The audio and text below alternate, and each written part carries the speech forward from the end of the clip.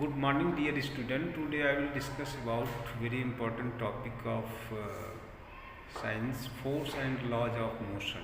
Force, a push or pull acting on an object, that is called force.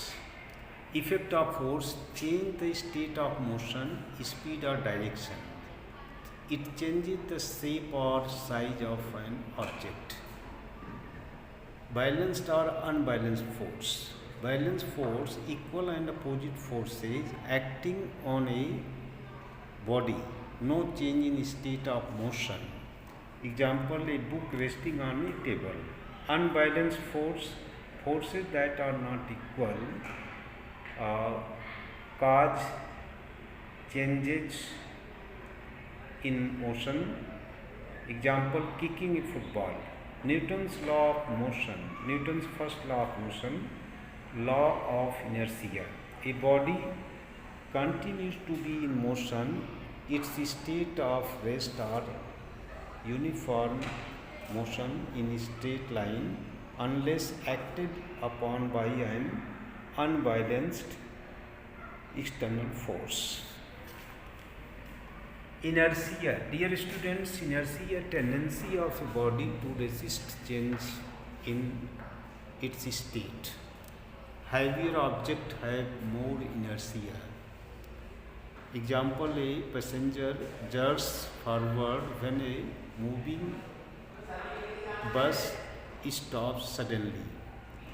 A dust particle is removed when we shake a blanket.